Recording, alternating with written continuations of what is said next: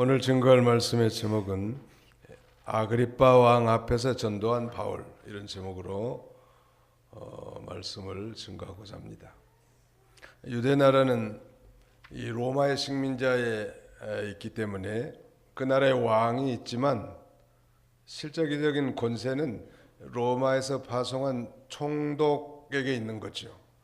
우리 일제시대 때 이 고종 황제가 있었지만 일본 총독이 지배했던 것처럼. 근데 오늘 이제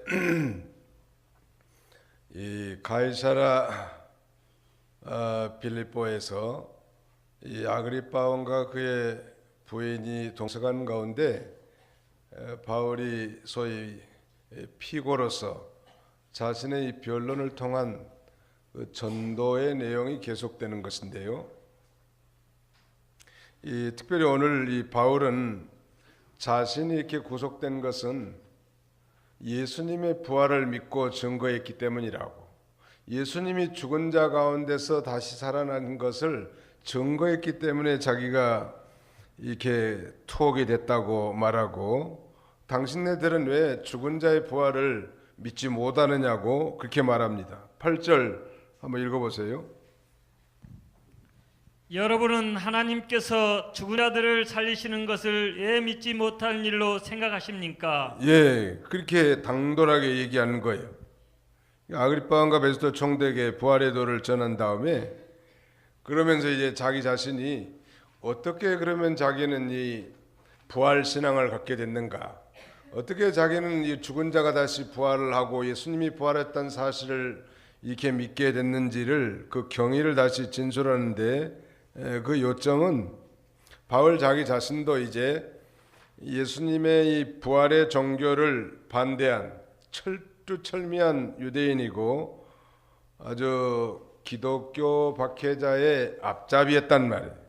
그러나 그 부활하신 예수님께서 나타나셔서 이제 소위 다메섹 도상에서 만난 후에 자기도 예수님이 죽은 자 가운데서 부활하신다는 사실을 믿는다고 말하면서 여기 이제 12절 이하에 쭉 자신의 이 회심 스토리, 그의 컨버전 스토리를 또 반복하는 거예요.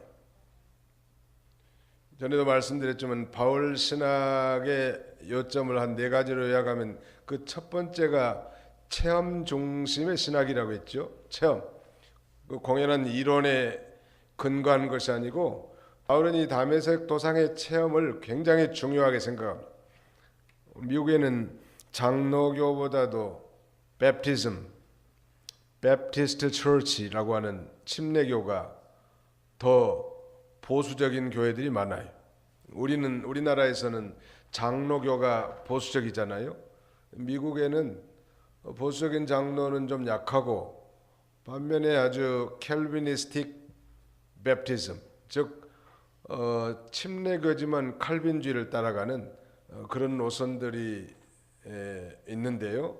우리 침례교하고 장로교의 그 차이점을 하나 꼽으라고 한다면, 이 침례교는 체험을 굉장히 강조합니다. 그래서 정말 내가 예수를 영접했고 죄사함과 구원의 확신을 가졌고 내가 아무 날 아무 시에 구원받았다, 마치 구원파처럼 이런 분명한 체험이 있는 사람에게 소위 침례라는 의식을 행하게 됐죠.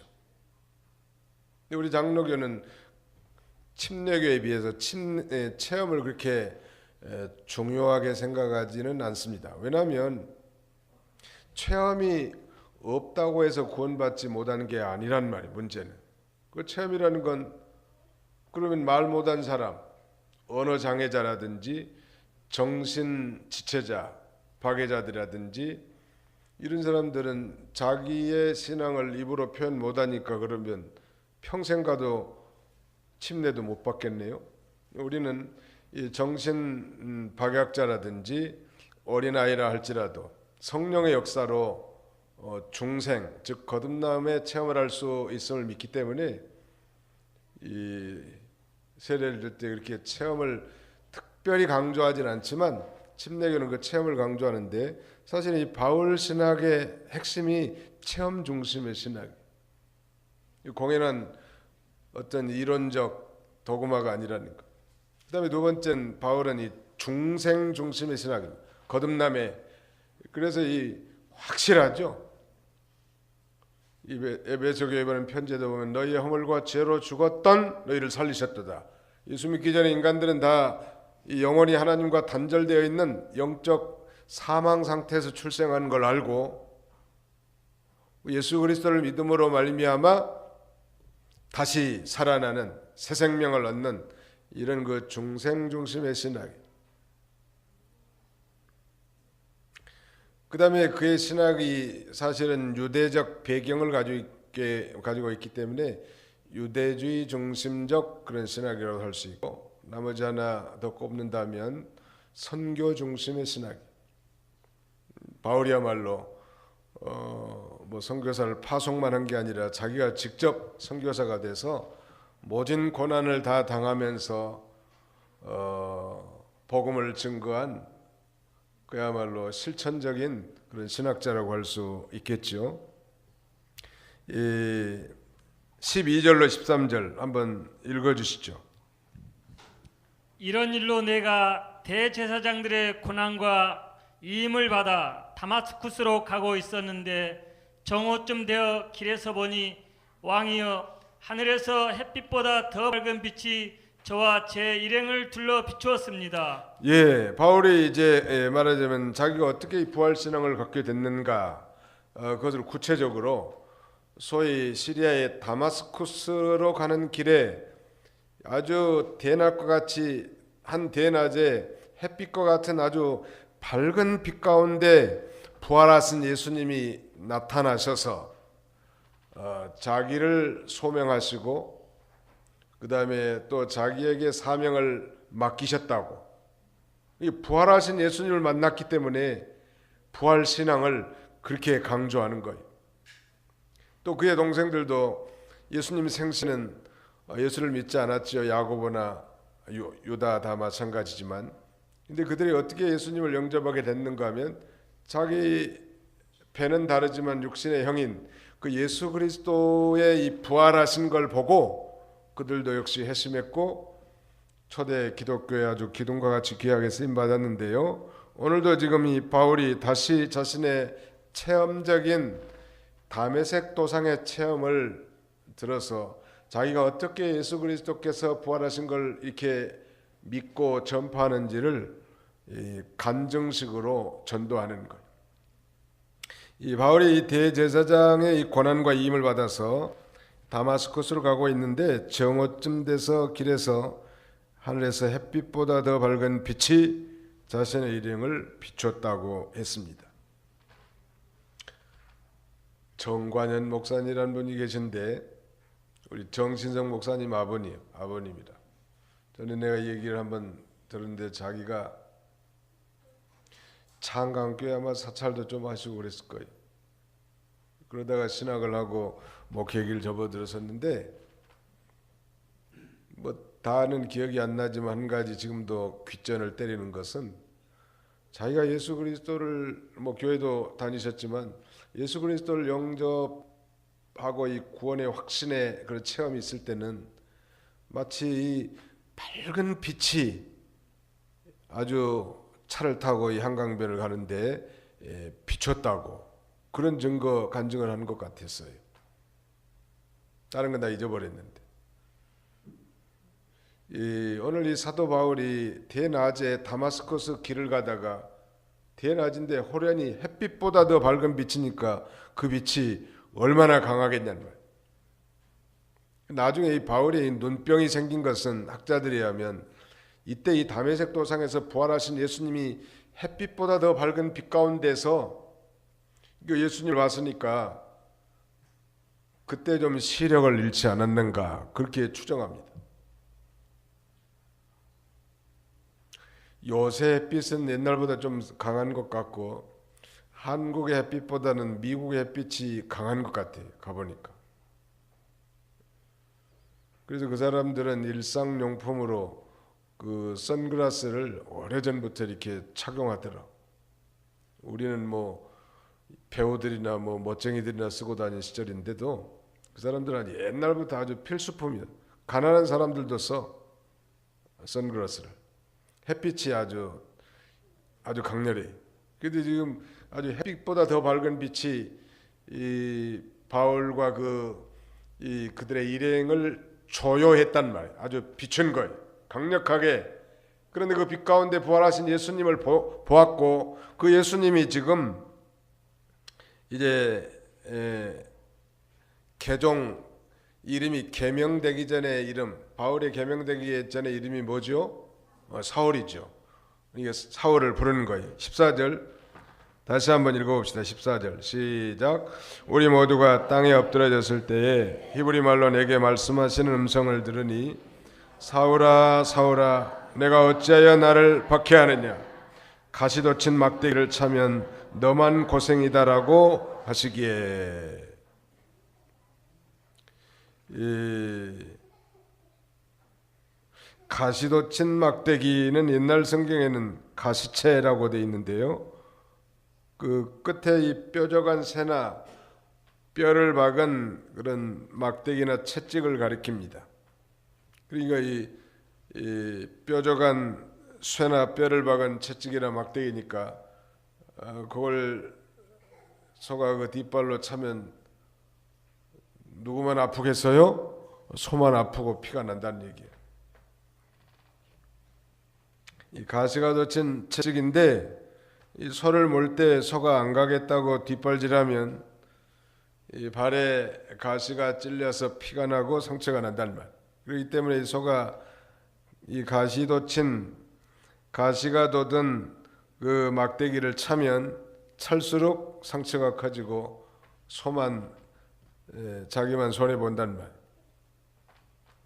이 한마디로 말하면 하나님의 일에 대해서 대적하고 하나님의 백성을 대적하고 하나님의 나라를 대적하는 일은 다 이 가시돋친 막대기를 뒷발로 차는 거나 마찬가지예요. 자기만 손해라는 거예요. 자기가 좀 억울함을 당하고 손해를 보더라도 어떻게든지 하나님의 영광이 가려지지 않도록 해야 될 텐데, 마귀의 시험에 들면 계속 이 악한 일, 이 죄를 짓다가 그 다음에는 그 가시에 찔리는 거예요. 그래서 우리가 성도이긴 하지만 이 하나님 앞에 혹시 징계를 받게 되면 그만두는 게 좋습니다. 끝까지 반대하고 돌이키지 않으면 점점점 자기만 손이라는 거예요. 그리고 고난당하다가 마침내는 자기가 견디지 못하는 거예요. 그러니까 주님을 순종하지 않고 거여가는 자마다 다 이와 같은 거예요. 또 하나님께서 무슨 일을 시키는 건 마치 이 가시돋친 막대기 가지고 때리면서 모는 것과 같습니다. 그러니까 하나님 몰면 어떻게 하면 돼요? 하나님 몰아붙이면은 몰아붙임 당하면 돼. 하나님이 가라 그러면 가면 돼. 하나님이 서라 그러면 서면 되고, 하나님이 하지 말아라 그러면 안 하면 되고, 하나님이 해라 그러면 하면 되고, 만약에 하라는데 하지 않고 가라는데 안 가고 서라는데 계속 가는 건, 그건 마치 가시돋친 막대기를 뒷발로 차는 것 같아서 피가 터지고 상처가 점점점 커지는 것. 하나님의 명령을 거역하는 건 다 가시채를 뒷발질로 차는 거나 마찬가지. 하나님 말씀을 잘 순종하면 하나님이 하나님의 뜻을 이루시고 또 엄청난 축복으로 함께 주시겠는데, 그 불순종하는 건 가시채를 뒷발질하는 것과 같단 말이에요. 왜냐하면 하나님이 하시는 일은 절대 실패하지 않기 때문이죠. 한번 따라합시다. 하나님이 하시는 일은 반드시 성공합니다. 아니 불도저 가지고 땅을 미는데 개미들이 무슨 반상회 해가지고 모여서 앞발 뒷발 들어서 다 막 불도저를 막는다고 공사가 중단되겠어요? 지난번에 그 성주에 사드 배치하는데 뭐 이북에서 뭐 미사일 쏘고 핵실험하니까 문재인 씨도 이제 뭐 다급했는 모양이에요. 임시라도 배치하겠다고. 그 사드 배치 반대하는 그 주민들이 그 길가를 다 점령하고 차로 다 막았는데도 아주 가볍게 다 설치하더라고. 어디에 설치했겠어요? 경찰을 한 8천 명을 풀어가지고 거기 앉아서 버틴 사람들은 전부 잡아당기다가 저기다 앉혀놓고 차는 견인차라도 끌다가 제껴놓으니까 뭐 큰 순간에 다 들어가는 거예요. 그 사드가 배치된 것 보니까 하나님의 뜻이요. 하나님의 뜻은 마치 그런 것 같아요. 사람이 막는다고 안 되는 게 아니고 오히려 막는 사람만 피 흘리고 상처를 받게 되는 거예요. 또 우리 성도라도 하나님 잘 순종 안 하고 뭐 죄짓고 돌아가면 하나님의 징계가 온단 말이에요. 하나님의 징계가 낮은 수준으로 올 때 빨리빨리 돌이킨 사람이 지혜가 있는 사람. 제가 어려서 장난기가 좀 있어가지고 그 바로의 누님을 좀 놀래주려고 호롱불에다가 못을 구웠다고. 못을 굽다가 뜨거우니까 그냥 떨어뜨렸는데 여기에 지금은 세상 떴습니다만 제 남동생 엉덩이에 박힌 거예요. 그게 얼마나 그 좀 잔인한 장난이잖아요.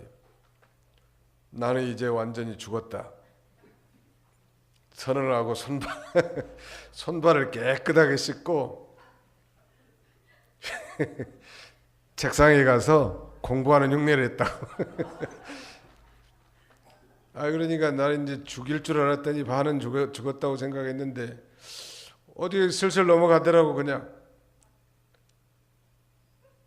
그래서 만약에 거기서 제가 교만하게 뭐 대들고 뭐 이렇게 변명이나 했더라면 아마 이 뼈도 못 칠 뻔했는데 손발을 깨끗하게 씻고 평소에 잘 안 하는 공부를 하는 척하면서 책상에 앉아 있으니까 그 부모님이 좀 불쌍히 여긴 모양이에요. 사람도 그런데 하나님도 마찬가지예요. 죄에 앉는 사람이 누가 있냐는 말이에요. 근데 이 가장 낮은 단계의 징계는 기도 응답이 안 되는 거예요. 기도해도 뭐 헌소리 또 하고 헌소리 또 하고 감동도 없고 교감도 없어요. 그 다음에 이제는 뭐 몸에 병이 올 수도 있고 자녀들에게 문제가 생길 수도 있고 사업이나 직장에도 문제가 생길 수 있는 거, 이런 것도 일종의 징계란 말이에요. 회개하고 바로 서면 그 낫겠거니와 계속 거역하고 돌아가면 그건 마치 가시돋친 막대기를 발로 차는 것처럼 계속 자기만 피가 나고 상처만 커지는. 이게 빨리빨리 회개하는 사람이 복 있는 사람. 옆에 사람 한번 쳐다보고 회개하는 사람이 복이 있습니다. 시작. 회개하는 사람이 복이 있습니다. 빨리빨리 하는 거, 그것도 빨리빨리 하는 게 좋아. 너무 좀 얌체 같기도 하고 또 너무 남용한 것은 사실이지만 그럼에도 불구하고 하나님은 빨리빨리 돌이키기를 원한다는 거예요. 근데 그 아이가 나중에 커도 그 못자국 상처가 낫긴 나았지만 크게 나 있더라고. 나는 그걸 볼 때마다 내가 그 참 잘못했구나. 내가 참 못된 놈이로구나. 얼마나 이 아이가 그 살이 뒤면서 이렇게 고통을 당했을까 하는 걸 봤는데 일찍 세상 떴어요.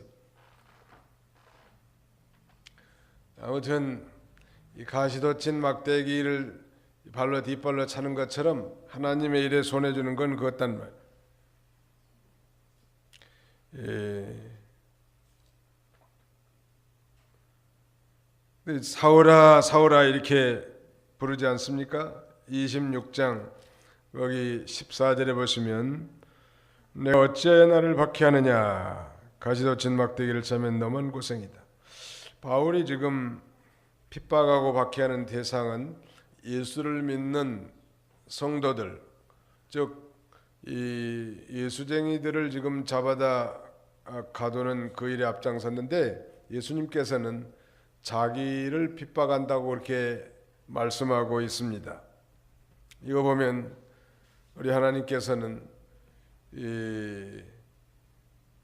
예수님께서는 우리 그리스도인들이 자신의 몸과 같이 여긴다는 말. 예수님은 머리시고 우리 교회 모든 성도들은 그리스도를 머리로 한 지체들이라는 말. 이거 몸과 머리는 다 하나 아니요? 이거 이 지체를 핍박하는 것, 예수님을 핍박하는 것이 되는 거예요. 여기 분명히 그러죠. 예수님이 직접 말씀하는 거예요. 사울아 사울아, 한 번 안 불렀고 두 번이나 불렀어요. 사울아 사울아, 어떻게 불렀을까요? 예수님이 사울아 사울아 그랬을까요? 큰 소리를 했을 것 같아. 사울아 사울아, 아마 그랬는지 알 수는 없지만 아무튼 내가 어찌 나를 박해하느냐. 다른 성경에 보면 주여 니시니까 이런 반문을 합니다. 나는 내가 핍박하는 예수니라. 예수님이 그렇게 대답하신데 우리 바른 성경은 어찌 나를 박해하느냐 그렇게 말씀하고 있습니다. 성도가 복음을 위해서 고난 당하면 예수님은 자신이 친히 고난 당하는 것으로 인정해 주시고 또 그 고난을 대신 잘 감당하게 해 주시죠. 그러니까 하나님의 나라와 하나님의 영광과 복음을 위해서 이 고난을 자체에 나갈 때는 고난이 크긴 하지만 그 가운데서 하나님이 넉넉하게 그 고난을 통과할 수 있도록 이루어도 주시고 또 아주 육체적으로는 고난이 심하지만 시원하고 매를 맞아도 감당할 수 있도록 해주시고 굶어도 다 기쁘게 감당할 수 있게 해준다. 가령 다니엘의 세 친구들 사드락과 메삭과 아벳느고가 믿음을 지키다가 평소보다 7배나 뜨거운 풀무불에 들어갔지만 풀무불은 이 고난의 상징 아니요? 그러나 그 풀무불 가운데서도 하나님이 함께 하심으로 저들의 머리카락 하나 타지 않았다고 성경은 증거한다는 말. 고난 가운데서도 기뻐할 수 있는 거죠. 주님을 위한 고난은. 주님을 위해 당하는 고난은 곧 우리가 믿음을 쓰며 당하는 고난은 곧 주님이 당하는 고난처럼 여겨준다는 말. 거기 한번 읽어봅시다. 마태복음 25장 35절부터 좀 읽으시기 바랍니다. 마태 25장 35절.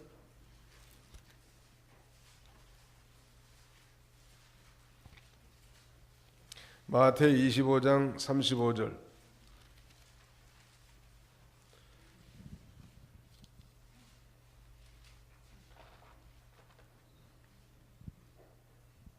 베드로가 마태복음 25장 35절.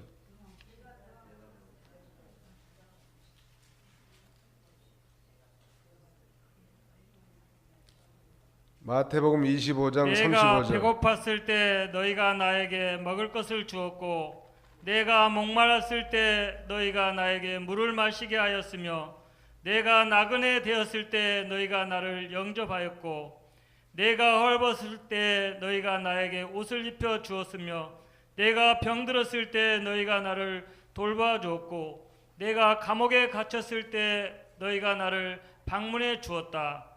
그때 의로운 자들이 그에게 대답하여 말할 것이다. 주님, 저희가 언제 주께서 시장하신 것을 보고 잡수실 것을 드렸으며 목마르신 것을 보고 마시게 해 드렸습니까? 저희가 언제 주께서 나그네 되신 것을 보고 영접하였으며 헐벗으신 것을 보고 옷을 입혀 드렸습니까? 저희가 언제 주께서 병드신 것이나 감옥에 갇히신 것을 보고 주님을 찾아뵈었습니까? 왕이 대답하여 그에게 말하기를 내가 진정으로 너에게 말하니 너희가 내 형제들 중에 이 지극히 작은 자 하나에게 한 것이 내게 한 것이다 라고 할 것이다. 예, 너희가 내 형제들 중 이 지극히 작은 자 하나에게 한 것이 곧 내게 한 것이다. 주님을 위해서 당한 고난과 선행, 이것들은 다 이 자신을 위해서 한 것이라고, 지극히 작은 자 하나에게 한 것이 곧 내게 한 것이라고 이 주님이 그렇게 말씀해 준 거란, 가난한 자에게 구제하는 것은 이 주께 꾸이는 것이라고 말씀한 거는 마찬가지. 그러나 이 하나님의 교회를 핍박하는 거, 이건 예수님을 핍박하는 것이고, 그것은 가시돋친 나무를 뒷발로 차는 것과 같단 말. 부활하신 예수님께서 바울을 이제 복음의 증인으로 불러서 지금 이제 일으켜 세우시는 장면이 16절에 나오는데요. 15절 보실까요? 내가 말하기를 주님은 누구십니까? 라고 하니 주께서 말씀하셨다. 내가 곧 내가 박해하는 예수이다. 그러니까 일어나 내 발로 서라. 내가 내게 나타난 것은 내가 나를 본 일과 내가 장차 내게 나타날 일을 위하여 너를 수종자와 증인으로 삼으려는 것이다. 일어나 내 발로 서라 그랬는데, 이제 부활하신 예수님께서 사도 바울을 복음의 증인으로 세우기 위해서 불러 이렇게 세웁니다. 예수님이 바울을 불러서 말하자면 이제 수종자와 증인, 이 복음의 수종자와 증인으로 삼으려고 그래서 이방 사람들에게 보내겠다는 거예요. 그럼 참 놀라운 일이죠.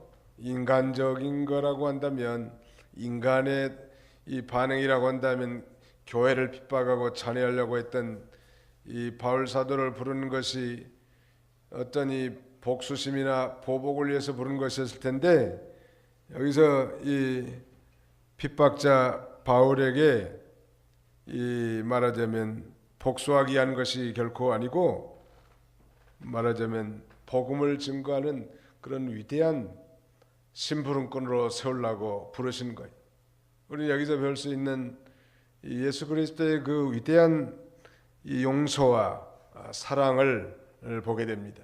그렇게 교회를 핍박했고 잔해하려고 앞장섰던 사도 바울이지만, 하나님이 예수님께서 그를 징계하거나 그 다음에는 저주하지 않고 오히려 그를 불러서 이 복음의 수종자와 증인으로 이렇게 삼으려고 하는 것입니다. 동일하게 오늘 저와 여러분들도 마찬가지. 왜 우리를 구원시켜 주셨을까요? 왜 먼저 우리로 하여금 복음을 듣고 예수가 믿어지고 모든 죄가 용서받은 확신과 구원의 감격 속에 살게 했을까요? 그건 우리를 믿지 않는 다른 사람들에게 보내서 저들에게도 이 구원의 복음을 전하게 하려고 우리를 불러주시는 거예요. 믿으시면 아멘 합시다. 우리 불러주신 목적이 그거란 말이에요. 어떻게 예수님이 사울을 또 이름을 알아가지고 사울아 사울아 이렇게 불렀을까? 예수님은 하나님이시니까 신적 지식으로 불렀겠는데, 우리 주님은 우리의 이름을 손바닥에다 다 새기고 늘 들여다보고 계시는 주님이시죠. 마치 그 여러 대가족 집안에서 식사 때 나타나지 않은 자녀가 있다면, 즉 자기 가족 가운데 식사 자리에 나타나지 않으면 그 부모가 자녀들의 이름을 다 불러 찾지 않습니까? 그리고 그 부모의 심정은 그 자녀들 가운데 가장 약하고 어리석고 변변치 못한 자녀에게는 더욱 마음을 써서 불러서 이 밥을 먹인단 말. 하나님께서도 마찬가지. 한 사람 한 사람 우리의 모든 걸 다 아신다. 성품도 알고 기질도 아시고 우리를 다 불러서 이 구원의 은총에 참여하게 하고 하나님의 자녀로 살아가게 하시는 것입니다. 그리고 이제 두 가지를 이 증인으로서 살라는 거예요. 두 가지. 그 16절에 보면 일어나 내 발로 서라. 내가 네게 나타난 것은 내가 나를 본 일과, 그 다음에 두 번째는 내가 장차 내게 나타날 일을 위하여. 그랬으니까 이 바울이 이방인들에게 증거할 것 두 가지는 예수 그리스도를 본 일을 증거하라는 말. 현재까지 보고 알고 체험한 일. 그래서 이 바울 사도의 전도의 단골 메뉴는 그가 다메섹 도상에서 이 회심한 그 체험적인 사건이 이 전도 내용에 반복되어서 이렇게 등장하는 것입니다. 또 예수 그리스도께서 장차 바울에게 나타날 일, 예수님께서 계속 바울에게 나타나시고 알게 해주시고 또 얻게 해주신 것에 대해서 앞으로도 복음의 수종자 사환과 복음의 증인으로 삼으려고 이렇게 부르는 거예요. 우리도 마찬가지죠. 저도 과거에 제가 어떻게 예수를 믿게 됐고 어떻게 소명을 받게 됐고 그 다음에 어떻게 여기까지 왔게 됐고를 은연중에 설교 중에 나타난 건 그거 다 지금까지 예수 그리스도를 본 일에 해당되겠죠. 또 앞으로도 믿음으로 살면 하나님이 함께 하시고 역사하실 텐데 그런 그 앞으로 체험할 일, 경험할 일들도 이제 증인과 사환으로서 사명을 감당하시려고 그렇게 부르신 것입니다. 17절로 18절 우리 다 같이 한번 읽겠습니다. 시작. 내가 이 백성과 이방인들에게서 너를 건져내어 그들에게 보내고 그들의 눈을 뜨게 하여 어둠에서 빛으로 사탄의 권세에서 하나님께로 돌아오게 하고 그들이 죄 용서를 받고 나를 믿어 거룩하게 된 자들 가운데서 유업을 얻게 하려는 것이다. 세 가지. 바울이 할 일은 사람들의 눈을 뜨게 해가지고 세 가지. 첫째는 어두움에서 빛으로 돌아오게 하고, 둘째는 사탄의 권세에서 하나님께로 돌아오게 하고, 세 번째는 죄사함과 하나님의 기업을 얻게 하는 거예요. 즉 예수 그리스도를 믿음으로 말미암아 저들의 영적인 눈이 띄어서 어두움에서 빛으로 돌아오게 하는 거예요. 여러분, 하나님을 알지 못한 사람은 일단 어두움 가운데 사는 자들이에요. 이 시편 119편 105절에는 주의 말씀은 내 발의 등이요 내 길의 빛이니이다 라고 했는데, 우리 이미 구원받은 하나님의 자녀들이 하나님의 말씀을 떠나서 살 때 어두움 가운데 사는 거예요. 우리는 이 교회, 세계 교회 역사 가운데 중세 시대를 이 중세 암흑 시대라고 이렇게 말합니다. 왜 그렇게 말하는가 하면 중세 시대는 하나님을 섬기는 예법이나 의식은 굉장히 발달했지만 하나님의 말씀에서 멀리 떠나 있었단 말. 그래서 일어나는 게 소위 이 1517년 종교 개혁인데요. 그 종교 개혁의 핵심은 바로 하나님의 말씀으로 돌아가는 거예요. 우리도 그러니까 심령이 어둡고 답답할 때는 성경을 읽으시면 돼. 따라서 심령이 어둡고 마음이 뒤숭숭하고 답답할 때는 성경을 읽겠습니다. 그게 많이 읽으라고. 더 답답하면 더 많이 읽어. 전에 제가 말씀드렸잖아요. 어떤 학생은 평소에는 성경을 석 장씩을 읽는데 시험 칠 때는 5장씩 읽는다는 거 아니에요? 그게 정상이죠. 우리 같으면 평소에 석 장 읽으면 시험 칠 때는 그냥 건너뛸 것 같은데, 더 어렵고 답답하고 불안할 때는 하나님의 말씀으로 돌아가라는 거예요. 내가 왜 예수를 믿는데 이렇게 심령에 낙이 없고 불안하고 걱정이 되고 두렵냔 말. 하나님 말씀을 마음에서 너무너무 멀리 떠나 있기 때문에. 어둠에서 빛으로 하는 건 이미 예수 믿지 않는 사람은 흑암의 세계에 사는 세계죠. 저들을 전도해서 그리스도께로 인도하는 건 빛의 세계로 인도하는 것. 또 사탄의 왕국에서 하나님의 왕국으로 인도하는 것이고, 여호와의 증인의 왕국회관으로 데리고 가는 게 아니고, 그 다음에는 그 세 번째는 예수 그리스도를 믿음으로 말미암아 죄 사함과 하나님의 자녀로서 이제 하늘 기업의 상속자가 되게 하도록 이 복음을 증거해서 저들을 눈을 뜨게 해가지고, 이게 우리의 사명이 얼마나 큰지 이루 말할 수 없지요. 그래서 이 교회는 그야말로 이 빛의 사명, 이걸 잘 감당해야 돼. 생명의 빛을 비춰줄 중대한 이 사명이 있는 것입니다. 가정에서도 우리 먼저 믿는 부모님이나 신앙이 좋은 가족 요원들이 빛을 비춰줘야 돼. 어두운 가운데 있는 아버지에게, 어머니에게, 자녀들에게, 아들에게. 그걸 비추지 못하니까 가족 식구가 다 팽팽 나가는 거예요. 삐뚤어지게 나가고. 교회에서는 거룩한 아버지 같은데 집에 가가지고는 아주 속물 아버지인데 어떻게 그 이중적인 모습을 보고 그리스도의 생명의 빛을 발견할 수 있겠냐는 말. 우리가 완벽한 사람은 없다 할지라도 늘 깨어서 기도함으로 진리와 영감의 빛이 나를 통해서 전파돼서 어두움에 있는 우리 가족들을 밝은 데로 인도해야 되지 않겠어요? 그 다음에 사탄의 권세에서 하나님께로 돌아가게 하고 죄의 사함과 하나님의 기업을 얻게 하는 이 중요한 일이 우리의 사명이에요. 이 사명을 잘 감당하는 그런 저와 여러분들이 다 되시기를 주님의 이름으로 축원합니다.